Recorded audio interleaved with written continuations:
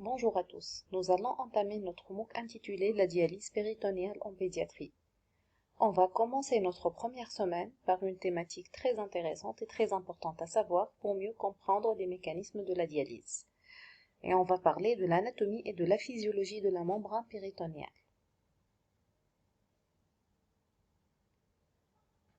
Au cours de ce cours, on va parler de l'utilisation de la membrane péritonéale en tant que système de dialyse, puis on va faire un rappel sur l'anatomie et le fonctionnement du péritoine. Donc la question la plus importante à poser, c'est quels sont les principes de la dialyse? En effet, l'épuration extrarénale est une technique d'épuration sanguine qui va permettre de suppléer la fonction rénale de manière extracorporelle. L'élimination des déchets tels que l'urée, la créatinine, des toxines, la régulation des ions va se faire par un échange entre deux solutions qui sont le sang et le dialysat à travers une membrane semi-perméable. Donc cette définition s'applique à toutes les techniques de l'épuration extrarénale. On cite trois techniques qui sont l'hémodialyse, l'hémofiltration et la dialyse péritonéale.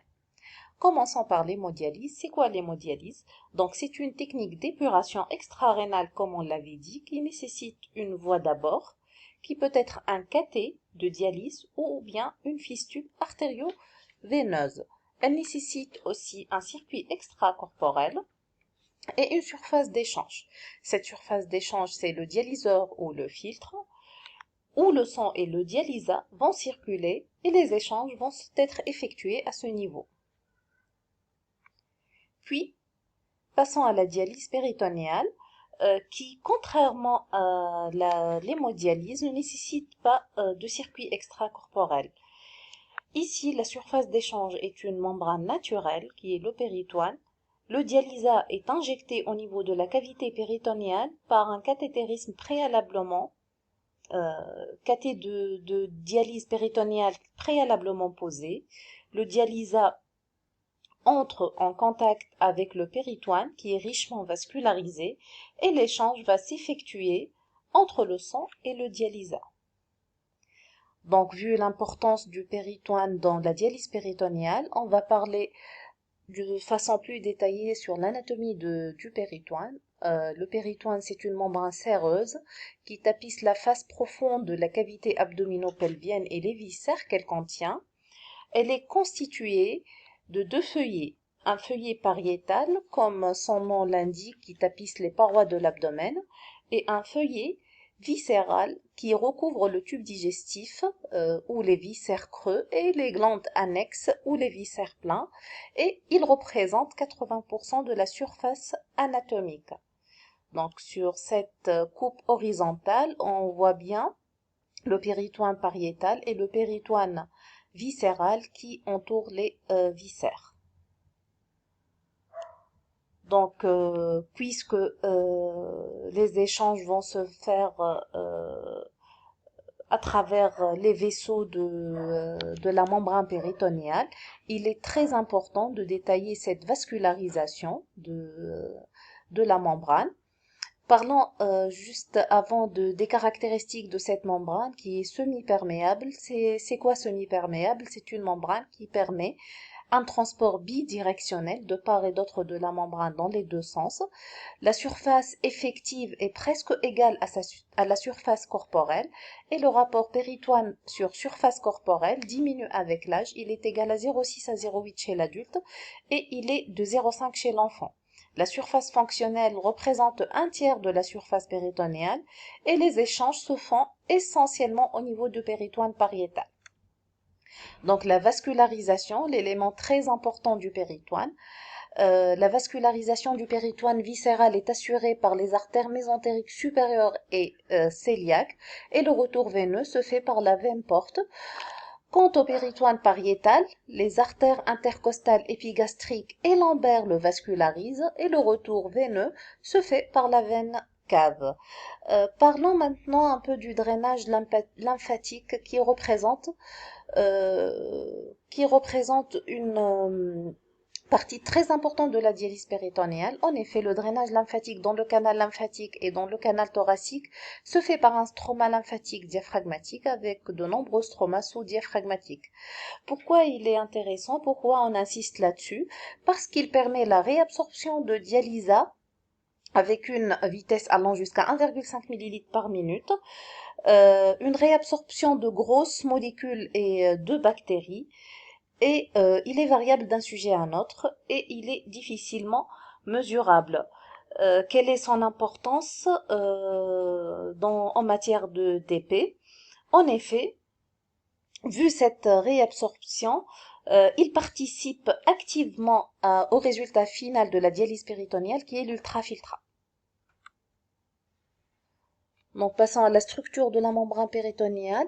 En effet, le péritoine est constitué d'une couche superficielle de cellules épithéliales mésothéliales qui sont polarisées et qui portent des microvillosités à leur pôle apical, une couche sous-mésothéliale qui comprend des capillaires sanguins et lymphatiques et un tissu de soutien.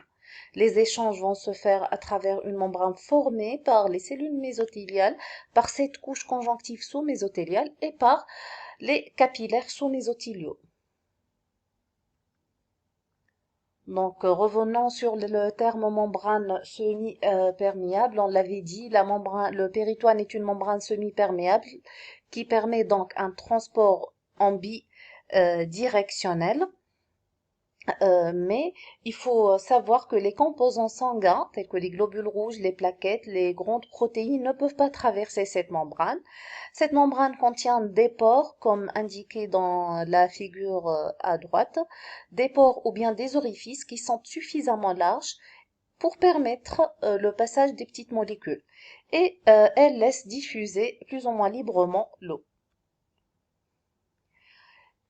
Quel est le rôle des capillaires dans la dialyse péritonéale? En effet, le capillaire est le principal site d'échange des solutions et de l'eau. C'est bien schématisé sur ces deux figures. À gauche, c'est un vaisseau sans liquide qui ne vient pas au contact d'un liquide de dialyse. Très petite partie du capillaire est perfusée, soit 25%, et le débit est lent ici, de 50 à 80 ml par minute. Ce même vaisseau, quand il vient en contact du liquide de dialyse, sa surface d'échange, elle augmente, et la vitesse du débit, elle s'accélère aussi, atteignant 150 ml par minute. Donc la surface péritonéale effective ou réellement effective constitue un point essentiel pour la dialyse et elle dépend du taux de vascularisation du péritoine ainsi que de sa superficie. Donc, comment ça fonctionne? On a dit que la membrane péritonéale comporte des pores qui permettent le passage des différentes molécules de la part et d'autre de la membrane. Il y a beaucoup de modèles de fonctionnement de la membrane. Il y a essentiellement 3 modèles, mais ici, pour faciliter, je vais vous parler du modèle de fonction des 3 pores.